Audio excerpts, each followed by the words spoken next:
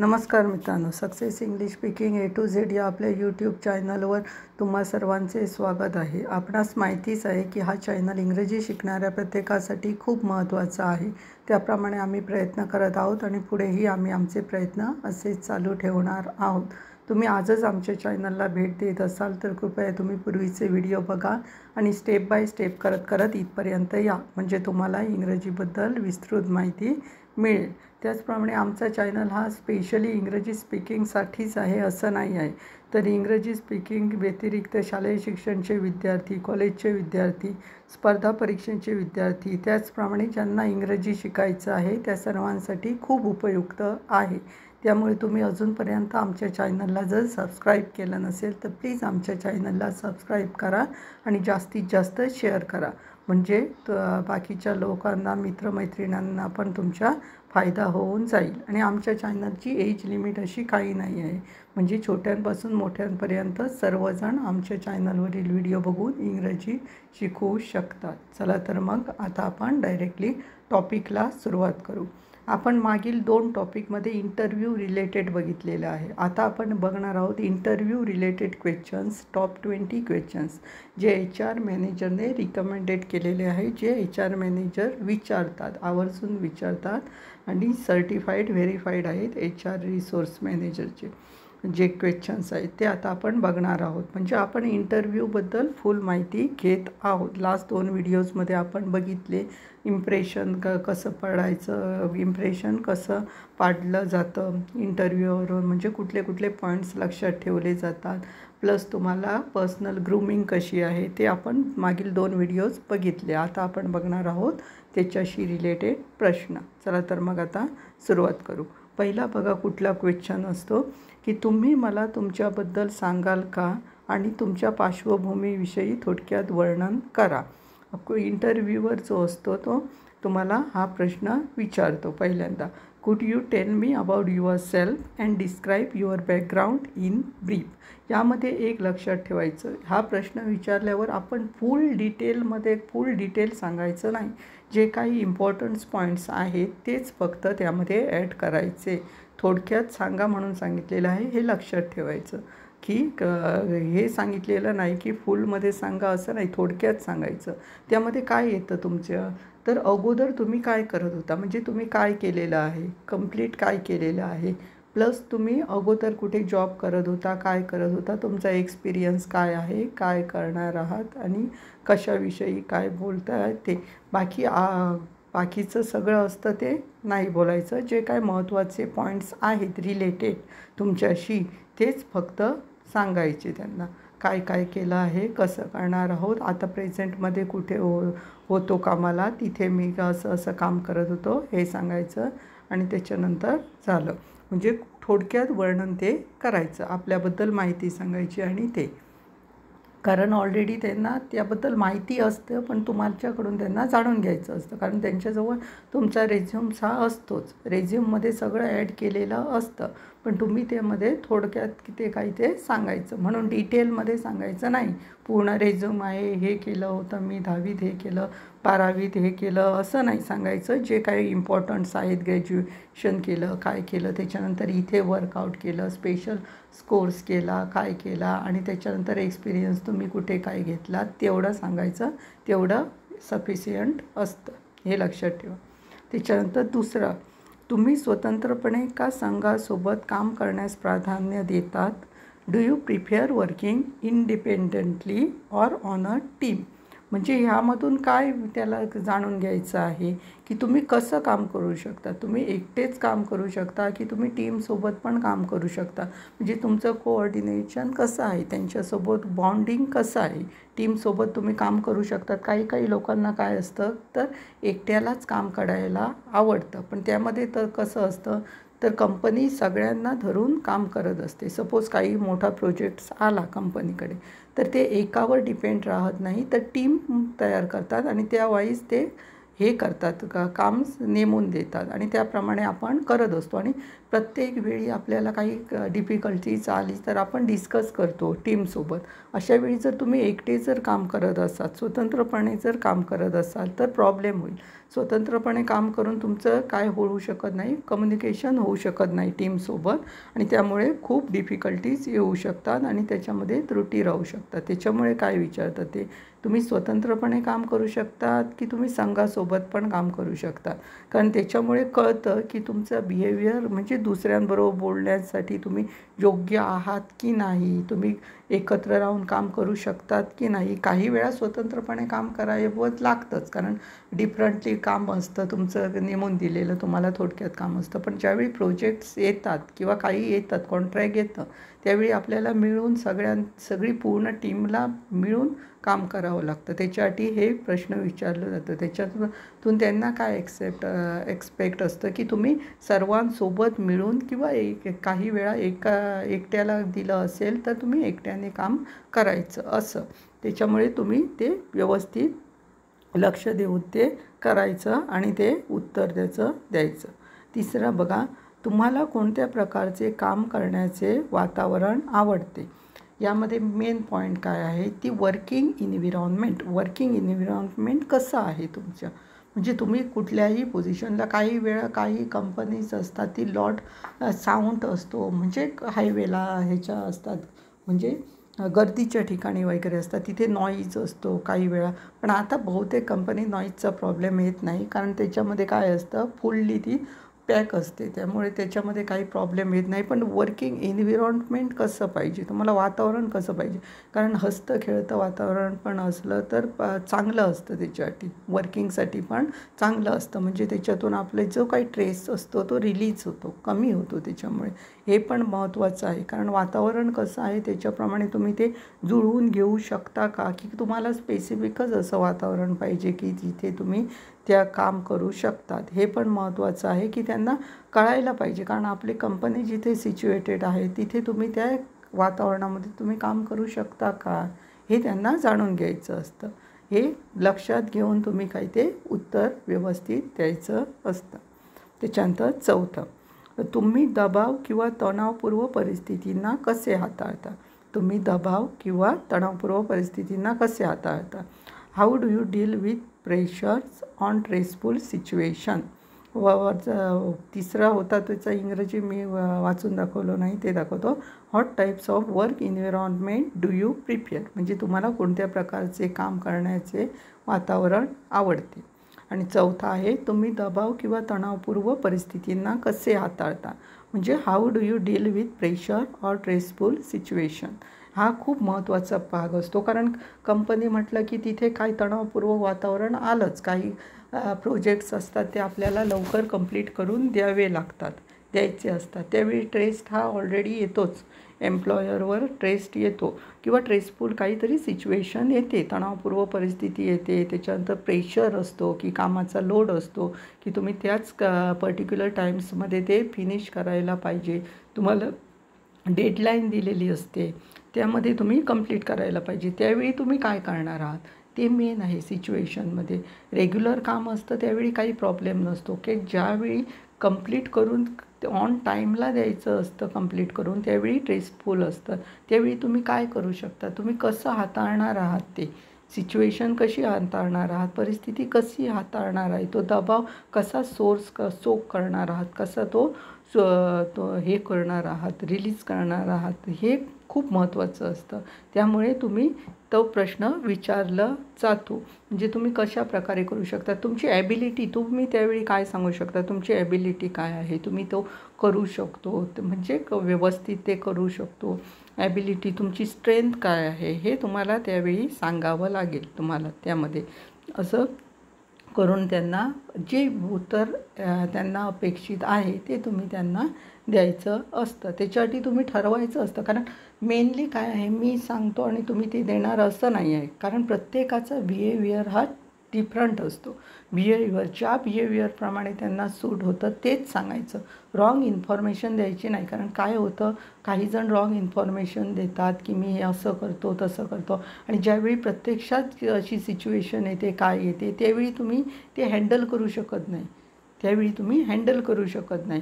सांगताना सांगतो, पण ज्यावेळी परिस्थिती येते त्यावेळी हँडल करू शकत नाही. आणि त्यावेळी काय होतं की HR डिपार्टमेंटला विचारलं जातं की तुम्ही असं सांगितलेलं, पण त्याला काहीच जमत नाही. आणि त्यामुळे HR डिपार्टमेंट्सवर ते येतं. आणि मेनली HR डिपार्टमेंटचा काही प्रश्न नाही, तुम्हाला घेतलं त्यानंतर काढलं तरी HR डिपार्टमेंटचं काही होत नाही, पण मेनली लॉस होतो तुम्हाला. कारण तुम्ही त्यावेळी काय सांगितलं की करतो म्हणून, त्यामध्ये HRचा काही प्रॉब्लेम नाही, कारण HRने समजून घेतलं की तुम्ही करत असाल, त्याच्यामुळे HRने तुम्हाला काय केलं, रिकमेंडेड केलं, तुम्हाला सिलेक्ट केलं. पण ज्यावेळी तुम्ही प्रत्यक्षात करता त्यावेळी तुम्ही काही वेगळंच करता, तुम्हाला येत नाही, त्यावेळी त्याचं काही नाही होत, आपलंच लॉस होतं. म्हणजे आपण काढले जातो आणि आपल्याला नोकरी सोडावी लागते, अशी पण सिच्युएशन येते. प्रत्येक वेळी येत नाही, काही वेळा काय जातं, समजून घेतलं जातं, पण आपण उगाच जाणून बुजून चुकीची माहिती द्यायची नाही, हे मेन आहे. 5वं आणखी, जेव्हा तुम्ही विविध प्रोजेक्ट्स पाहत असता, म्हणजे विविध म्हणजे डिफरंट टाईप्सचे प्रोजेक्ट्स असले, एकापेक्षा जास्त प्रोजेक्ट्स असले, त्यावेळी स्वतःला कसे तयार ठेवता, म्हणजे व्यवस्थित कसे करतात, म्हणजे संतुलन करत असताना, म्हणजे जेव्हा तुम्ही विविध प्रोजेक्ट्स पाहत असता, म्हणजे संतुलन करत असतात, बघत असतात, त्यावेळी स्वतःला कसे तयार ठेवता, म्हणजे व्यवस्थित कसं ठेवता. When you are balancing multiple projects, how do you keep yourself organised, म्हणजे कसं करतात.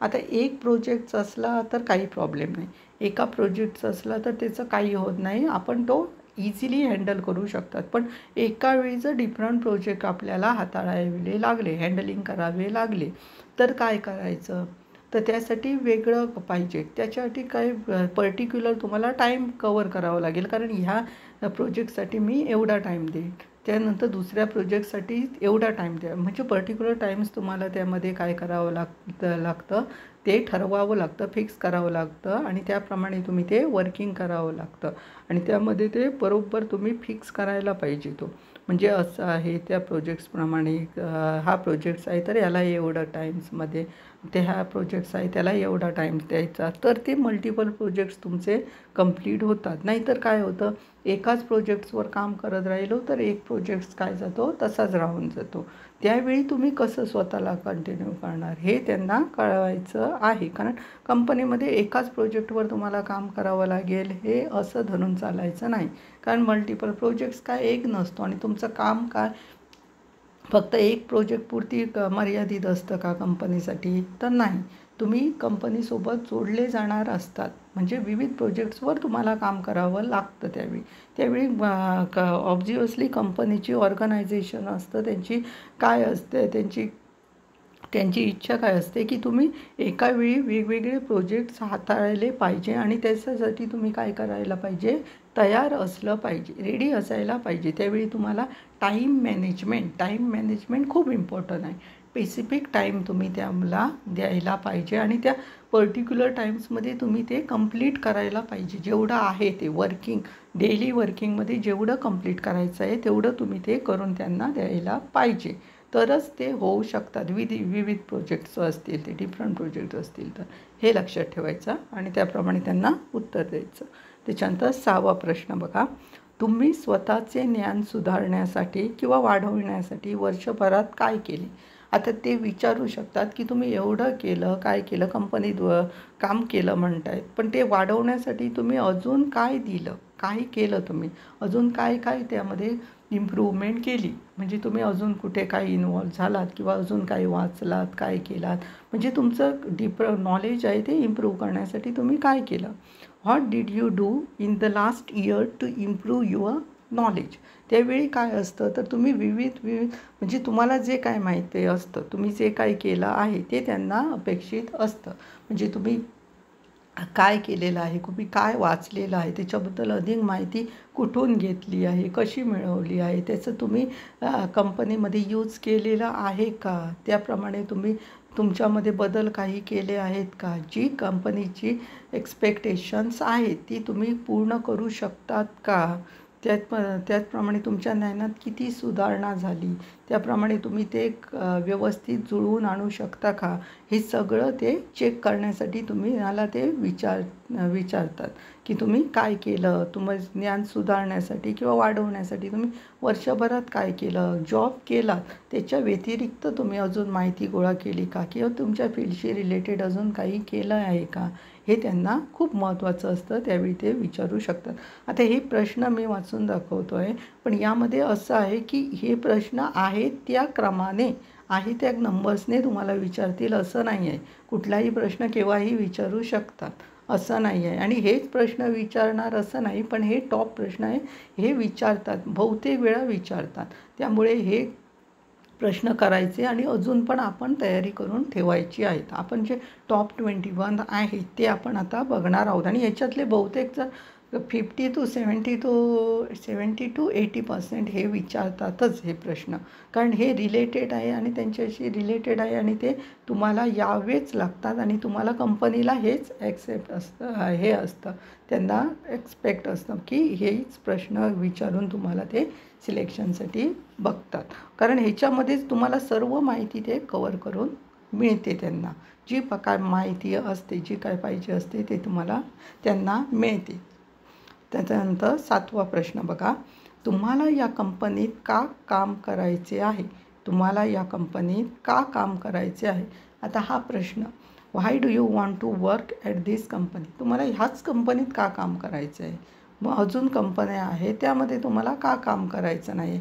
त्यावेळी मेनली प्रॉब्लेम काय असतो, ती कंपनीला काय जाणून घ्यायचं असतं की काय तुमचं काय स्पेशालिटी आहे आणि तुम्ही आमच्यासोबतच का जोडले जात आहात.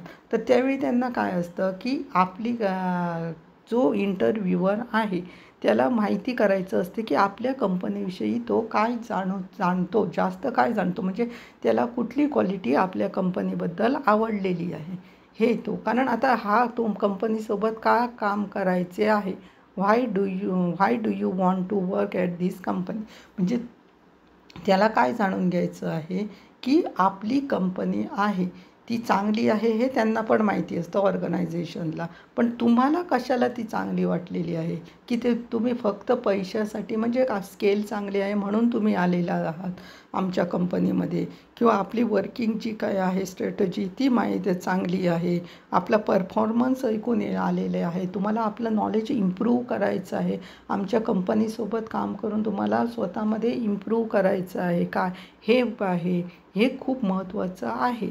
नाही तर पैशासाठी तर इकॉनॉमिक ह्याच्यासाठी फक्त फायनान्शियल प्रॉफिटसाठी तुम्ही जर जोडले जात असाल तर कंपनीला ते नको असतं. कारण त्यांना काय असे प्रॉफिट तुम्हाला पेमेंट देणार, ते तुम्हाला ते तुमची जी एक्सपेक्टेशन आहे तुमची ते कंप्लीट करण्याचा प्रयत्न करणार, पण ते तुम्हाला पैसे देणार, पण तुम्ही त्या इंटेन्शनने त्यांच्याजवळ जायचं नाही आहे. तुम्हाला वर्किंग करायचं आहे, काम करायचं आहे, तुम्ही तुमच्यासोबत काम करून मला माझं नॉलेज वाढवायचं आहे हे त्यांना कळलं पाहिजे. ते त्यांना, आणि आपल्या कंपनीची जी स्पेशल क्वालिटी आहे ती तुम्हाला आवडलेली आहे, त्याप्रमाणे तुम्ही परफेक्ट आहात हे त्यांना जाणून घ्यायचं असतं, त्यामुळे ते विचारतात असा प्रश्न. त्याच्यानंतर 8वं बघा प्रश्न, तुम्हाला ही नोकरी का हवी आहे? तुम्हाला ही नोकरी का हवी आहे? Why do you want this job? हे पण खूप महत्त्वाचं आहे की तुम्हाला ही नोकरी का हवी आहे, काय प्रॉब्लेम्स आहे, तुम्हाला नॉलेज वाढवायचं आहे, काही प्रॉब्लेम्स आहे, तुमचा पैशाचा प्रॉब्लेम आहे, काय प्रॉब्लेम आहे, हे पण जाणून घेण्याचा कंपनीला, ऑर्गनायझेशनला पूर्ण अधिकार असतो. कारण तुम्ही काय असतं, काही वेळा काय होतं की काही लोक असतात ती फक्त फायदा म्हणजे पैसे पाहिजे आहेत म्हणून थोड्या दिवसासाठी किंवा थोड्या वर्षासाठी वगैरे ते जॉईन होतात. जोपर्यंत आपल्याला पैसे मिळतात, पैसे हवे आहेत तोपर्यंत आपण काम करायचं, जेवढे पैसे आहेत ते मिळाल्यावर नंतर काय आपण सोडून द्यायचं काम, असं असतं काही वेळा. तसं करता कामा नाही, कारण कंपनीला कसं असतं, कंपनी तुम्हाला शिकवणार आहे, तुम्हाला नॉलेज वगैरे देणार आहे, बरोबर ना. त्यावेळी काय करतं कंपनी, काय असते की तुम्ही तुमचं नॉलेज इम्प्रूव्ह करायचं आणि ते नॉलेज आपल्या कंपनी किंवा ऑर्गनायझेशनसाठी तुम्ही चांगल्या कामासाठी तुम्ही खर्च करायचा आपल्या कंपनीसाठी. तुम्ही जर सोडून गेलात तर परत तेच नॉलेज दुसऱ्याला समजावून सांगणे त्यांच्यासाठी थोडं डिफिकल्ट होतं. त्याच्यासाठी तुम्ही थोडं नाही, तसं म्हणजे तुम्ही म्हणतायत की 4-5 वर्षांनी किंवा 6 वर्षांनी सोडून गेला, तुम्हाला बेटर जॉब मिळाला तर ठीक आहे, पण वर्षभरात तुम्ही सोडून जात असाल किंवा 5-6 महिन्यात तुम्ही सोडून जात असेल तर ते कंपनीला बरोबर नाही. कारण त्याच्यामुळे काय होतं, कंपनीचं काय होतं, तर कंपनी तुम्हाला जेवढं शिकवतं ते तुमचं काय होतं जातं आणि तेच शिकवायला दुसऱ्याला ज्यावेळी ते नोकरीला ठेवणार ते शिकवायला त्याच्या परत वेळ द्यावा लागतो हे असतं. त्यामुळे तुम्हाला ही नोकरी का हवी आहे म्हणजे मोठा टर्निंग पॉईंट म्हणजे तुमचा हे काय आहे, तुमचा उद्देश काय आहे, एम काय आहे त्यामागे हवा आहे ती पैसा आहे की अजून काही आहे हे तुम्हाला हे कंपनीला जाणून घ्यायचं असतं. त्याप्रमाणे आपण उत्तर द्यायचं असतं. त्याच्यानंतर 9वा क्वेश्चन्स बघा. आम्ही तुम्हाला का नियुक्त करावे. आता तुमची एवढे कॅन्डिडेट्स आले आहेत इंटरव्ह्यूसाठी एवढे कॅन्डिडेट्स आले आहेत पण आम्ही तुम्हालाच का फक्त हे करायचं सिलेक्ट करायचं तुम्हालाच का हायर करायचं. त्यावेळी काय येतं तर तुम्हाला काय वाटतं तुमच्यात काय आहे तुमच्यात स्पेशल तुम्ही काय देऊ शकता जे दुसरे देऊ शकत नाही. हा मेन पॉईंट्स आहेत की तुम्ही काय देऊ शकतात स्पेशल म्हणजे तुमच्यामध्ये ह्याच्यामध्ये काय आहे. स्पेशल म्हणजे काय तर तुमची स्ट्रेंथ काय आहे. तुम्ही स्ट्रेंथ वाईज तुम्ही काय करू शकतात जो दुसरा देऊ शकत नाही. तुमच्याकडे कुठली पॉवर आहे कुठला मेन सोर्स आहे जो दुसऱ्याकडे नाही आहे हे त्यांना जाणून घ्यायचं असतं. म्हणजे काय करायचं तुमच्याकडे कुठली स्पेशल क्वालिटी आहे. तुम्ही ह्याच्या डिफिकल्ट सिच्युएशनमध्ये म्हणा किंवा अजून काही स्ट्रगल सिच्युएशन असेल काय प्रेशर असेल त्यामध्ये तुम्ही कसं काय हँडलिंग करू शकता काय तुम्ही करू शकतात हे तुम्ही त्यांना समजावून द्यावं लागेल. म्हणजे त्यांना वाटायला पाहिजे की हां बाबा हा राईट्स कॅन्डिडेट्स आहे दुसरा तो काय करू शकत नाही हँडल करू शकत नाही पण हा हँडल करू शकतो आणि हे तुमच्या बोलण्यातून त्यांना लक्षात यायला पाहिजे. बोलण्यातून लक्षात यायला पाहिजे मेनली कसं असतं कारण बोलण्यातून तुम्ही जसं बोलतात त्याप्रमाणे तुमचे हातभारे ते अगोदर सांगितलेलं आहे त्यामध्ये पार्ट्समध्ये 2चे इंटरव्ह्यूचे पार्ट्स आपण दिलेले आहे त्यामध्ये तुम्हाला सांगितलेलं आहे कसं बोलायचं काय आईज टू आईज कॉन्टॅक्ट असायला पाहिजे. परत तुमचे हावभाव फिजिकल लँग्वेज तुमची क्लिअर्स असायला पाहिजे. काय बोलण्यामध्ये तुमचे प्रोनाऊन्सेशन्स आहेत काय व्हॉकॅब्युलरी आहे ती चांगली असायला पाहिजे. तुमचं इंग्रजी आहे ते चांगलं व्यवस्थित जेणेकरून त्यांना समजावं असं असलं पाहिजे. हे परत परफेक्ट हवं हे सगळं ते बघून तुम्हाला ते बघतात. त्यामुळे हे क्वालिटीज खूप महत्त्वाच्या असतात. त्याच्यानंतर 10वा प्रश्न बघा. तुमची सर्वात मोठी ताकद काय आहे. तुमची सर्वात मोठी ताकद काय आहे हा विचारला जातो प्रश्न कारण तुमची स्ट्रेंथ काय आहे. तुमची सर्वात मोठी ताकद म्हणजे what are your greatest strength. What are your greatest strength ह्यामध्ये काय आहे तर तुमची सर्वात मोठी ताकद काय आहे. म्हणजे तुम्ही काय आहे तुमच्यामध्ये काय स्पेशल आहे तुमच्यामध्ये काय स्ट्रेंथ म्हणजे तुम्ही काय करू शकतात. म्हणजे अशी सिच्युएशन आली काय जर कंपनीमध्ये काही मोठा प्रॉब्लेम झाला तर तुम्ही ती कशी हाताळू शकता तुमच्यामध्ये ती स्ट्रेंथ आहे का हे त्यांना जाणून घ्यायचं असतं त्यावेळी असतं ते. म्हणून ते what are your greatest strength strength कशी आहे काय हा प्रश्न विचारला जातो. त्यावेळी तुम्ही सांगू शकता तुमच्यामध्ये काय आहे क्वालिटीज कुठल्या आहेत काय आहे ते तुम्ही त्यामध्ये सांगू शकता. त्याचप्रमाणे अजून एक प्रश्न विचारला जातो की तुम्हाला तुमच्यातील कमकुवतपणा काय किंवा कुठला आहे असा वाटतो. म्हणजे विकनेस तुमच्यामध्ये काय आहे हा पण जाणून घेण्याचा कंपनीला अधिकार आहे. कारण विकनेस पण काही असतात जे कंपनीसाठी चांगले नसतात. काही विकनेस असतात ते कंपनीसाठी चांगले नसतात. कारण जास्त कसं असतं की सगळं त्यांना नॉलेज पाहिजे असतं. जो एम्प्लॉई असतो त्याची स्ट्रेंथ काय आहे त्याप्रमाणे ते काम देऊ शकतात. जर तुमची विकनेस कुठल्या पॉईंट्समध्ये असेल आणि तुम्हाला तेच काम दिलं तर तुम्ही ते करू शकणार नाही. ऑब्व्हियसली कंपनीला लॉस होईल. त्याच्यासाठी तुमची विकनेस काय आहे त्याचप्रमाणे तुमची स्ट्रेंथ काय आहे ही कंपनीला माहीत असायला पाहिजे. त्याप्रमाणे ते काम तुम्हाला देऊ शकतात. नाहीतर काय होईल तर कंपनीला लॉस होईल. कुठला मोठा प्रोजेक्ट्स येत असेल आणि तुम्हाला जर जमत नसेल ते काम जर कंपनीने तुम्हाला दिलं तर काय होईल तर ते कंपनीसाठी चांगलं नसेल आणि ते ऑब्व्हियसली प्रोजेक्टसाठी पण चांगलं नसेल. त्यावेळी कंपनीला काय तर कंपनीला तुमची स्ट्रेंथ काय आहे तुमचं विकनेस काय आहे हा जाणून घ्यावा लागतो आणि त्याप्रमाणे तुम्हाला जे पर्टिक्युलर काम आहे ते तुम्हाला ते देतात असं असतं ते. त्याच्यानंतर 12वा बघा प्रश्न.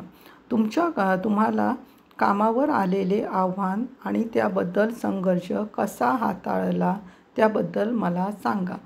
Tell me about a challenge or conflicts you have faced at work and how you dealt with it. म्हणजे तुम्ही कामावर होतात, एखाद्या कामावर होतात आणि त्यावेळी एखादा कुठला प्रॉब्लेम्स आला, त्यावेळी काय तुम्ही केलं, त्यावेळी तुम्ही कसं हाताळलं, हा कोणाला क्वेश्चन्स असतो. जर तुम्ही पहिल्यांदा काम केलं असेल, कुठल्या ऑर्गनायझेशनमध्ये, कुठल्या कंपनीमध्ये काम केलेलं असेल, त्यावेळी असं काही सिच्युएशन आली असेल त्या कंपनीमध्ये की त्यावेळी तुम्ही काहीतरी स्पेशल दिलं असेल किंवा तुम्ही ती हाताळला असाल प्रॉब्लेम, तो त्यांना जाणून घ्यायचा असेल. म्हणजे काही वेळा आपल्या कंपनीत पण तसं होऊ शकेल, होईलच असं नाही, काही होऊ शकेल किंवा झालं, तर तुम्ही काय करू शकता त्यावेळी. तुम्ही ती जी सिच्युएशन अगोदर हँडल केली होती कंपनीमध्ये, ऑर्गनायझेशनमध्ये वेगळ्या, ती तुम्ही इथे पण हँडल करू शकता, हे त्यांना कळू शकेल. त्यामुळे ते विचारतात की तुम्ही कामावर आलेले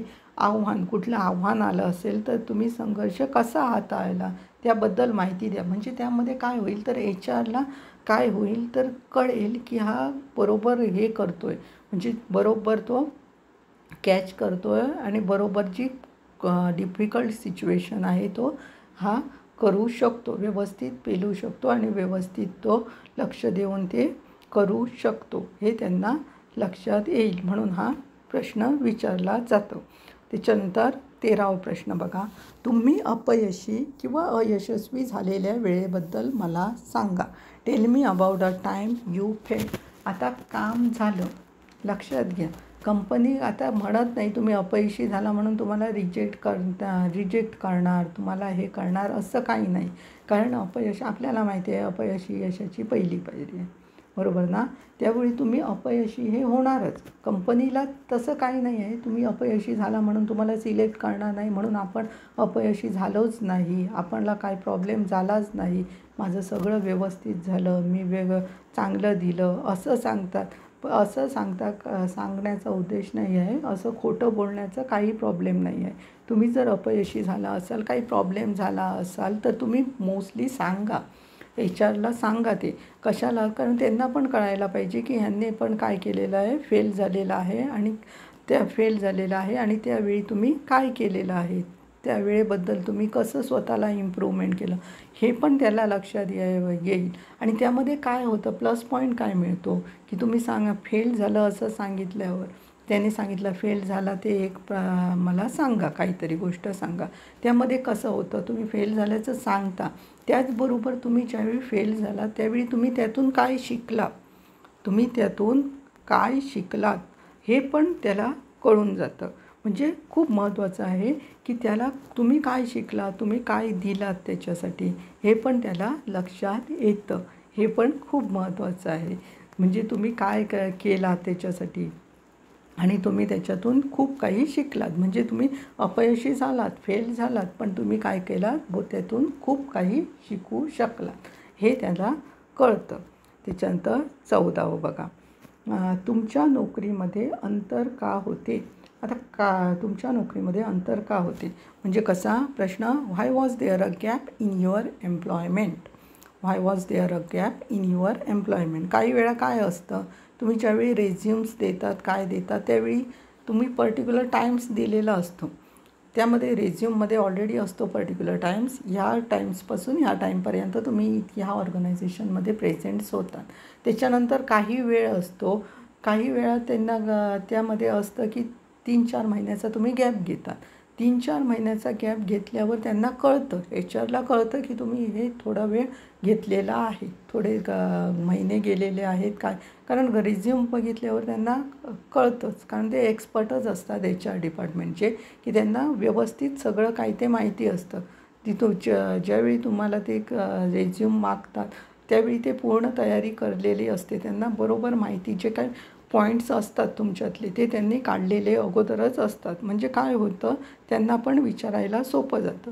त्यावेळी ते विचारू शकतात की तुम्ही नोकरी केली, अगोदरची नोकरी केली, ती एक महिनाभर झाला, त्याला महिना, 2 महिने, 3 महिने झाले, त्यानंतर तुम्ही का जॉईन झाला नाहीत पुन्हा, नवीन अप्लाय का केला नाही, हे त्यांना जाणून घ्यायचं असतं. त्यावेळी तुम्ही काय ते सांगायचं असतं उत्तर. म्हणजे काही प्रॉब्लेम असेल काही, किंवा तुम्हाला अजून तुम्ही काही केलं असेल, त्या अंतर आहे जो पिरियड्स असेल त्यामध्ये इम्पॉर्टन्स काहीतरी आपलं करायचं राहिलेलं होतं, ते मी आता इथे कंप्लीट केलं, त्याच्यासाठी एवढा टाईम्स घेतलेला आहे. किंवा मी चांगल्या ऑर्गनायझेशनच्या शोधात होतो, काय होतो, त्यानंतर मला थोडं नॉलेज पाहिजे होतं काय, हे तुम्ही त्यामध्ये सांगू शकतात. म्हणजे स्पेसिफिक रिझन्स तर असतंच, कारण अंतर झालेलं असतं, अंतर असतं, त्यामध्ये स्पेसिफिक रिझन्स असतं, त्यामध्ये तुम्ही ते सांगू शकता. काय असेल ते त्याचा ॲन्सर देऊ शकतात. त्याच्यानंतर 15वा प्रश्न बघा. नेक्स्ट, तुम्ही तुमच्या कामाला प्राधान्य कसे देता? तुम्ही तुमच्या कामाला प्राधान्य कसे देता? म्हणजे how do you priorities your work? How do you priorities your work? म्हणजे तुम्ही प्राधान्य कसं देता? म्हणजे तुम्हाला काम आहे, त्या कामाला तुम्ही प्राधान्य देता, तुम्ही किती इम्पॉर्टन्स देतात. प्रायोरिटीज म्हणजे तुम्ही किती इम्पॉर्टन्स देता, तुम्हाला किती जबाबदारी आहे तुमच्या कामाबद्दल, हे त्यांना जाणून घ्यायचं असतं. कारण तुम्ही काहींचं कसं असतं, जे पर्टिक्युलर काम दिलं आहे तेवढं करायचं, मग झालं, त्याच्या व्यतिरिक्त आपण काही करायचं नाही, हे असतं काही लोकांचं. तसं असता कामा नाही. जर काम झालं असेल तर दुसरं काही काम असेल कंपनीचं जे नेमून दिलेलं असेल ते करण्यासाठी आपण ऑलवेज रेडी असायला पाहिजे. कंपनीला जास्तीत जास्त काय असतं, काय तुम्ही जास्तीत जास्त द्याल ते त्यांना खूप महत्त्वाचं असतं. जेवढं केलं तेवढ्यावरच झालं असं कंपनीचं नसतं. ज्यावेळी तुम्ही जास्तीत जास्त करता आणि तुम्हाला शिकण्याची वगैरे आवड असते, त्यावेळी कंपनीला कळतं, त्यावेळीच कंपनी काय करते, तुम्हाला प्रमोशन देते, काय देते. कारण कळतं त्यांना की तुम्ही जास्त प्रायोरिटी आपल्या वर्क्सला देत आहात, तुम्ही कॉन्सन्ट्रेटने ते करत आहात, लक्ष देऊन करत आहात. त्याच्यामुळे ते तुम्ही चांगल्या त्या पोझिशनला जाण्यासाठी तुम्ही काय आहात, एबल आहात, सक्षम आहात, हे त्यांना कळतं. त्याच्यामुळे तुम्ही बेस्ट, तुमची प्रायोरिटी काय आहे, तुम्ही कामाला चांगलं प्राधान्य दिलं पाहिजे, हे त्यांना पटवून दिलं पाहिजे. म्हणजे तुम्हाला जर काम झालं असेल तर मी अजून काही काम दिलं असेल कंपनीचे, ते पण मी करू शकतो, काय करू शकतो, पण मी माझं काम परफेक्ट करीन, लक्ष देऊन करेन, हे त्यांना एक्सपेक्ट असतं, हे लक्षात ठेवायचं. त्याच्यानंतर 16वा क्वेश्चन्स बघूया. 5 वर्षात तुम्ही स्वतःला कुठे पाहता? आता 5 वर्षात तुम्ही स्वतःला कुठे पाहता? म्हणजे where do you see your self in 5 years? Where do you see your self in 5 years? म्हणजे पुढच्या 5 वर्षांनी तुम्ही स्वतःला कुठे पाहता?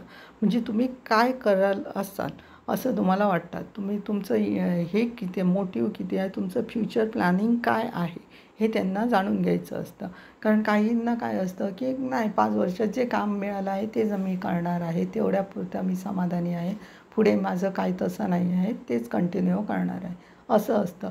असं असता कामा नाही की 5 वर्षात मी माझी इम्प्रूव्हमेंट करणार आहे, मला चांगलं खूप काही शिकून घेऊन मला खूप मोठ्या पोस्टला जायचं आहे, माझं जे काही गोल आहेत, जे काही आपलं प्रत्येकाचं असतं, काहीतरी मॅनेजर व्हायचं, त्याच्यानंतर अजून व्हायचं, त्या CEO त्या पद्धतीने, म्हणजे तेवढ्या, म्हणजे जी हायर पोझिशन्स आहेत कंपनीची त्यापर्यंत आपण मजल मारायची 5 वर्षात.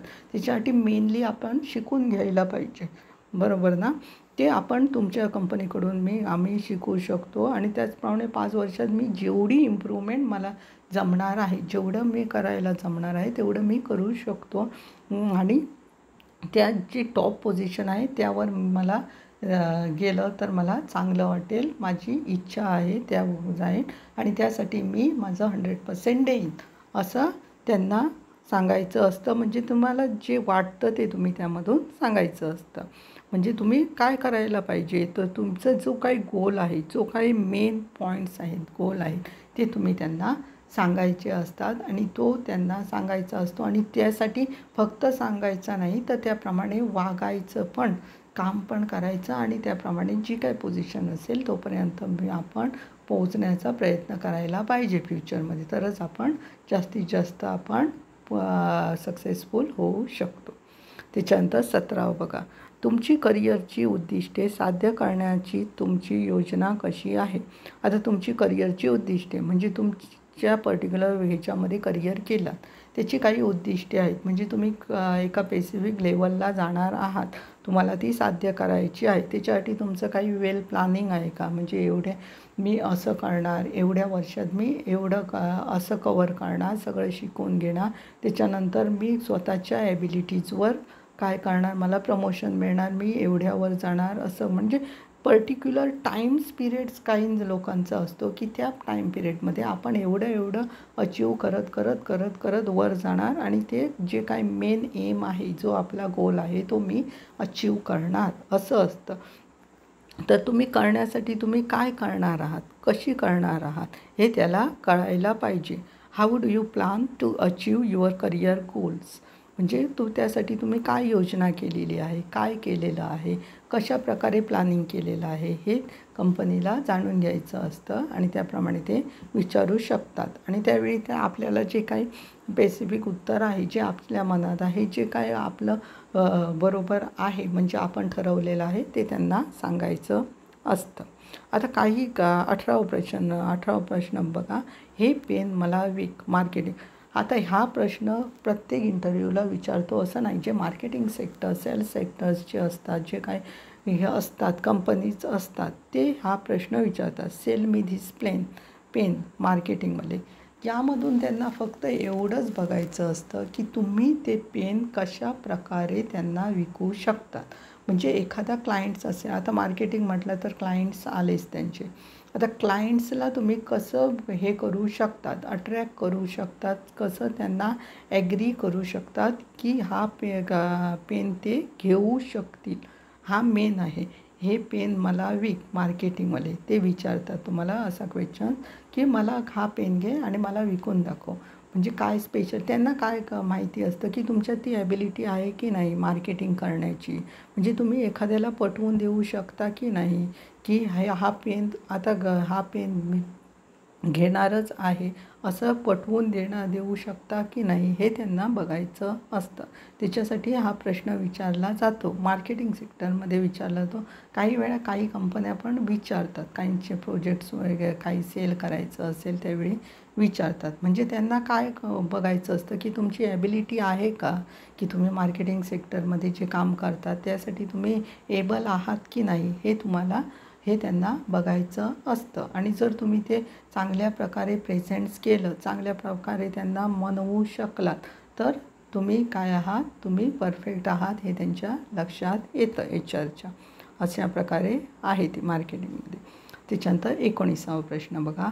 तुमच्या पगाराच्या अपेक्षा काय आहेत? तुमच्या पगाराच्या अपेक्षा काय आहेत? आता हा प्रश्न विचारला जातोच, कारण तुमच्या कशा आहेत. What are your salary expectations? What are your salary expectation? म्हणजे तुमच्या पगाराची काय, प्रत्येकाची अपेक्षा असते की आपल्याला एवढा पेमेंट पाहिजे, त्याप्रमाणे तुम्ही ते द्यायला पाहिजे असं असतं. ते काही लोकांचं असतं ते. पण ह्यामध्ये मेनली पार्ट्स काय येतो सांगा, की आपण ज्यावेळी काही लोक म्हणतात, काही कॅन्डिडेट्स असतात, काही कॅन्डिडेट्स असतात, ते काय सांगतात की मला एवढा पगार पाहिजे, खूप पगार पाहिजे, हे पगार पाहिजे. जेवढी पोझिशन असते त्या पोझिशनशी रिलेटेडच आपण पगार सांगायचा असतो. लक्षात घ्या. पहिली कंडिशन आहे, जी काही पोझिशन्स आहे ती लक्षात घेऊनच पेमेंट सांगायचा असतो. त्याच्यापेक्षा जर जास्त सांगितलं पेमेंट, तर कंपनीचा जो HRचे मॅनेजर्स असतात, जे इंटरव्ह्यूज घेणारे असतात, इंटरव्ह्यूवर असतात, त्यांच्यामध्ये रॉंग इंटेन्शन जातं की तुम्ही फक्त पैशासाठी इथे आलेला आहात, तुम्हाला फक्त पेमेंट पाहिजे आहे, सॅलरी पाहिजे आहे, एवढंच त्यांच्या लक्षात येतं. कारण कसं आहे, तुमचं वर्किंग आहे कमीचं. सपोज तुमचं काम जे नेमून दिलेलं आहे ते 10,000मध्ये येतात, 10,000 रुपयामध्ये सॅलरीमध्ये ते फिक्स होतं. आणि तुम्ही सांगितलं मला 20,000, ॲक्च्युली आता 10,000 येत नाही, 20-25 मिनिमम 25-30 हजार पेमेंट्स येतो आता जवळपास. म्हणजे लार्ज ऑर्गनायझेशन्स आहेत कंपनी त्याच्यापेक्षा जर तुम्ही जास्त सांगितलं, मला 40-50 हजार पगार पाहिजे असं सांगितलं, तर ते होत नाही. कारण तुमचं जे हे आहे, काम आहे, ते जवळपास 25-30 हजाराचं आहे आणि तुम्ही सांगतायत तुमचं 30-50, तुम्ही सांगतायत जवळपास 40-50 हजारपर्यंत. बरोबर ना. त्यावेळी काय होतं की तुम्ही पोझिशन कुठली आहे, काय आहे ती लक्षात घेऊनच तुम्ही जो सॅलरी आहे ते सांगितलं पाहिजे. ऑलरेडी तुम्ही ज्यावेळी रेझ्युम्स पाठवता, ज्यावेळी तुम्हाला कॉल येतो, त्यावेळी तुम्हाला माहिती असतं की ही पर्टिक्युलर पोझिशन्स आहे. त्या पोझिशन्सची किती व्हॅल्यू आहे, त्याची किती किंमत आहे, काय आहे ते लक्षात घेतलं पाहिजे. आणि मेनली जर न्यू असाल तर त्याच्यापेक्षा पण कमी डाऊनने तुम्ही सांगायची असते. कशाला? ऑलरेडी तुमच्याजवळ नॉलेज नसतं. तुम्हाला शिकायचं असतं कंपनीकडून आणि कंपनी तुम्हाला शिकवणार आहे, प्लस तुम्हाला पेमेंट देणार आहे, सॅलरी देणार आहे. त्याच्यामुळे तुमचं मेन एम असायला पाहिजे की जास्तीत जास्त इन्फॉर्मेशन जी काय माहिती आहे ती आपल्याला यायला पाहिजे, आपण शिकायला पाहिजे. आणि ती शिकून घेतल्यावर तुम्हाला जे मला द्यावंसं वाटतं कंपनीला, जे कंपनीला माझी जी काय नॉलेज आहे, माझं जे काय ज्ञान आहे, जे तुम्हाला बरोबर वाटतं त्याप्रमाणे तुम्ही मला सॅलरी देऊ शकता. हे पण खूप महत्त्वाचं वाक्य काही वेळा बोललं जातं ह्याच्याकडून. कारण मला काम करायचं आहे, काम करण्याचं मेन एम आहे. पैसा आहे, पैसा पाहिजे आहे असं नाही आहे. मला काम करायचं आहे, माझ्या ॲबिलिटीप्रमाणे मी ज्याप्रमाणे ॲन्सर्स दिले आहेत, काय दिले आहेत, तुम्हाला जसं वाटतं की माझी जेवढी कॅपॅसिटी आहे त्याप्रमाणे तुम्ही मला पेमेंट देऊ शकता, सॅलरी देऊ शकता. तरी त्यांनी सांगितलं की तुम्ही सांगा तरी किती आहे काय, तर आपण जेवढी आहे पोझिशनला सुटेबल आहे तेवढं आपण सॅलरीचं सांगायचं, केवढी अपेक्षा आहे आणि काय आहे ते. पण मेनली आपला फोकस असायला पाहिजे, जास्त सॅलरीचा फोकस असता कामा नये. जर तुम्ही अगोदरच्या कंपनीमध्ये जर ज्या पोझिशन्सला असाल 30,000पर्यंत असाल तर तुम्ही एक्स्ट्रा वाढवू शकता म्हणजे जी आता पुढची पोझिशन आहेत त्या पोझिशनप्रमाणे तुम्ही वाढवून सांगू शकता. 35,000 40,000 तुम्ही सांगू शकता. कारण ऑलरेडी तुम्ही नॉलेज आहे, तुम्हाला एलिजिबल आहात म्हणून तुम्ही ह्या पोझिशनला आलेला आहात, तुम्ही इंटरव्ह्यूला आलेला आहात. आणि ज्यावेळी तुम्ही ते आणि मेनली काय आहे, तुम्ही ज्या पोझिशनला येणार आहात तुम्ही जास्त पगार आहे म्हणूनच त्या पोझिशनला येणार आहात. बरोबर ना. त्यामुळे तुम्ही ते सांगू शकता जास्त पगार म्हणजे जो आहे तो. पण न्यूली असून तुम्ही जास्त पगार सांगू शकत नाही. त्यासाठी तुम्ही जे आहे पोझिशन्स आहे त्याचा विचार करूनच तुम्ही ते सांगायला पाहिजे. त्याच्यानंतर 20वा प्रश्न बघा. तुम्ही कधी सुरू करू शकता? तुम्ही कधी सुरू करू शकता? When can you start? When can you start? याच्यामध्ये काय असतं, काही वेळा ना कॅन्डिडेट्स असतात ते उशीर लावतात. काही वेळा कॅन्डिडेट्स असतात ते ठरवून आलेले असतात की मी आठवड्याभरानंतर जॉईन होईल. तर काही वेळा काही लोक म्हणतात की मी 4-5 दिवसांनी जॉईन होईल, काही म्हणतात 2 दिवसांनी जॉईन होईल. यामधून काय कळतं, HR ला काय बघायचं असतं की तुम्ही कधी सुरू करू शकता, काम तुम्ही कधी सुरू करू शकता. ह्याचा विचारण्याचा उद्देश HRच्या माइंडमध्ये असतो की तुम्ही किती इंटरेस्टेड आहात, काम करण्यासाठी किती इंटरेस्टेड आहात. जेवढं तुम्ही वेळ काढाल, जेवढं तुम्ही जास्त दिवस सांगाल तेवढ्या त्यांना कळेल की याला कामाचं तेवढं हे नाही आहे, म्हणजे कामाचं नॉलेज आहे नाही आहे असं म्हणणार नाही की ह्याला जास्त वेळ काढतो आहे, काय करतो, म्हणजे हा तेवढ्या इंटरेस्टेड नाही आहे जॉबमध्ये. हा जस्ट आलेला आहे हे करायला, जस्ट आलेला आहे, पण ह्याला गरज नाही आहे, नीट नाही आहे, त्याला जास्त कामाची गरज नाही आहे. त्याच्यामुळे हा जास्त वेळ घेतो. त्यामुळे काय असतं, व्हेन कॅन यू स्टार्ट हा प्रश्न खूप महत्त्वाचा आहे.